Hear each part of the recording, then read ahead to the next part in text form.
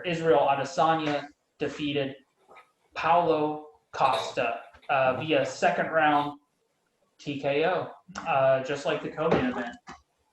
Get that for the old. Get out of here. These cats, man. Dude, they're freaking vermin in my home. They're little rodents. Anyway, Adesanya defeats Paulo Costa in the second round via TKO in a fight that was perplexing. It was not the fight that we expected to see, and it was kind of expected. If you were to sit down and say, what's the most likely way this fight's going to go, and it was the bull charging forward and all that.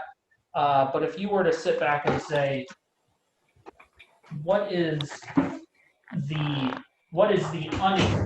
most common unexpected way this could go? And it was what we saw. It was Paulo Costa sitting back, keeping the fight slower, and kind of like you and I alluded to earlier today, really conscious of a 25-minute fight. That's it. If you're a hardcore, right, so coming into this, right, Costa's had, 4-5 fights in the UFC, right? Yeah. Only 13-0, still very early in his career, had one fight in the top 10, right? It was a 3-round fight, hadn't had any 5-round main event scheduled, had never been 5 rounds, had never seen a 4th and a 5th round before, but was coming off of having to go 3 hard rounds.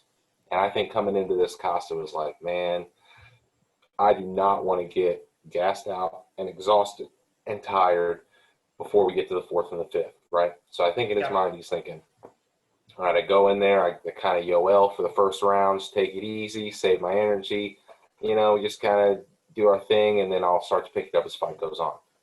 Bad idea. Izzy's not playing that, because Izzy's like, oh, cool, you're going to do that? Well, I'm just going to sit here and chop your legs and jab you and chop your legs again for 5 rounds. And then by the time that first round's over, you are immobile. You even if you decide, all right, it's too late now, I need to start blitzing at the guy, I need to start throwing some heavy lever. Oh, it's too bad.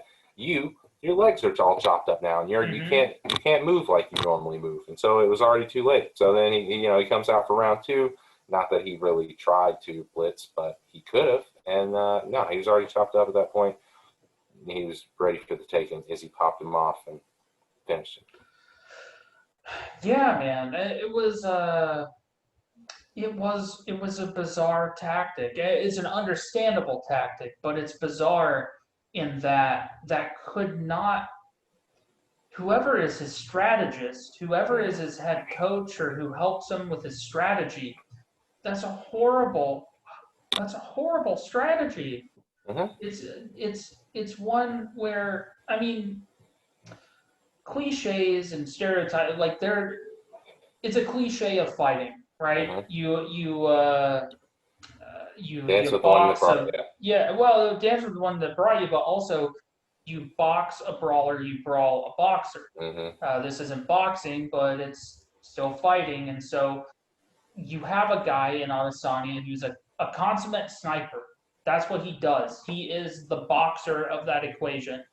Paulo Costa's whole game, no matter who he's fought so far, has been to brawl, has been to move forward aggressively.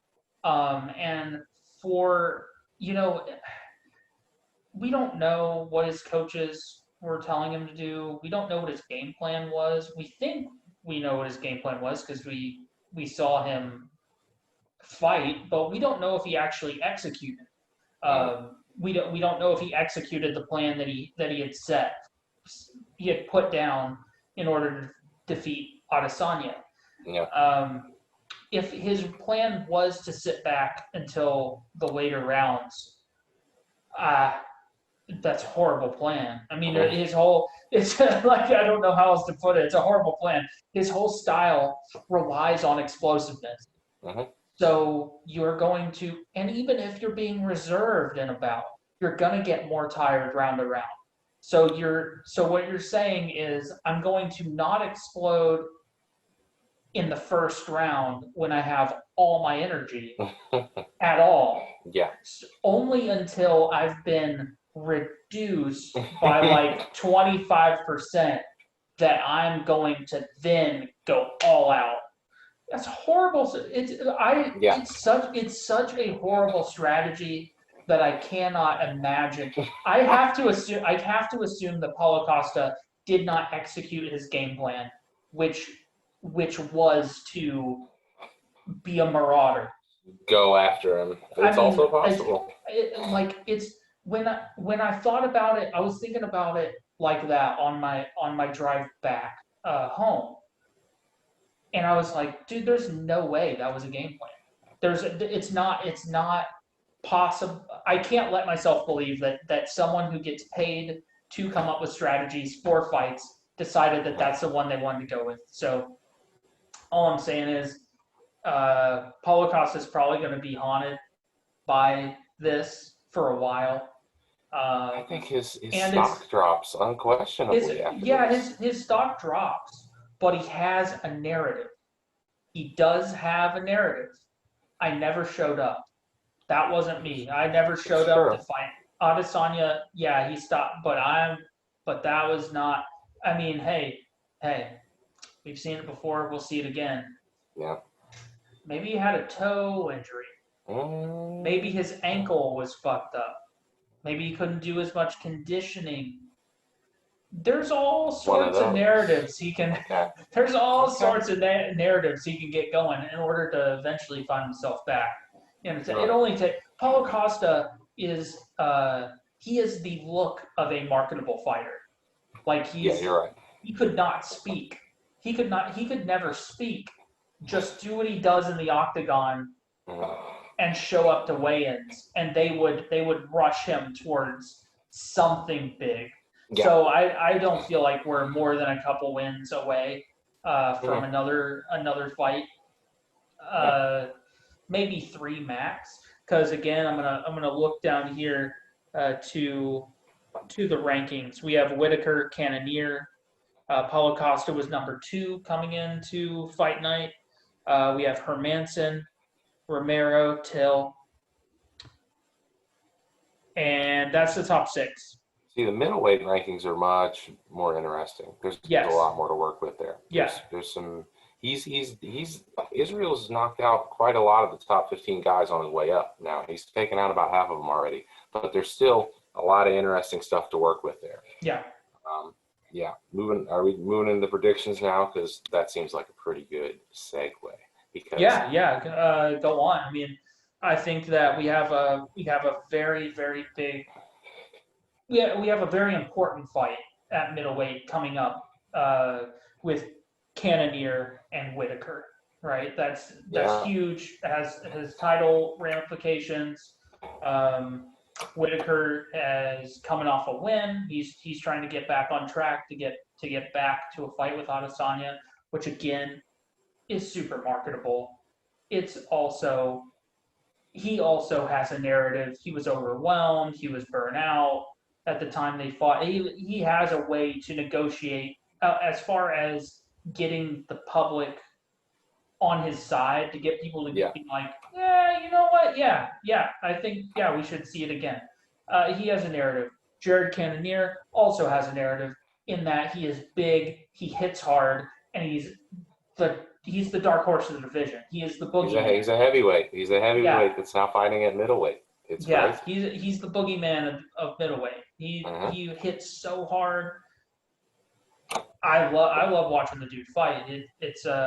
His fights sneak up on me though. Pretty much every time I see, and that's kind of why he's so scary. It's like This is the first fight I think where I've really been like, oh, Jared Cannonier is fighting. So yeah, what do you think? What do you think happens with the title picture next? Who is Adesanya across the cage from next? Boom, son, it's a lock. All right, if Cannonier beats Whitaker impressively, probably not even impressively, it's him. Izzy's already spotted him out. That's the guy. You do Izzy versus Cannonier. So if Whitaker wins, I don't think there is so much of a rush to book the Whitaker rematch. So you wait.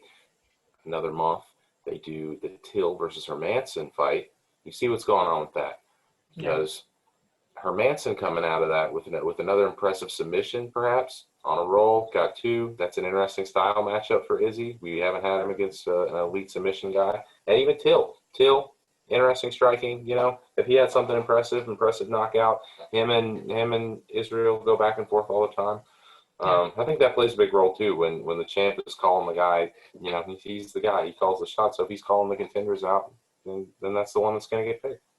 Yeah, and that's a really big change of pace. Something I really like, and I wish more champions would adopt. Is not. Yeah, I think a lot of champions, especially champions of the past, have felt is like, it's not my job to call people out anymore. People need to call me out. Yeah. But I think that's not a way to steer a career. You gotta make it interesting. And you gotta make it interesting. And that's one of the most refreshing things about Adesanya as a title holder, is the fact that that's what he wants to do. He wants to test himself in different ways. He wants to prove different points by fighting specific guys. Something I really love to see is a motivated champion, and that, I think, is the surest sign of a motivated champion.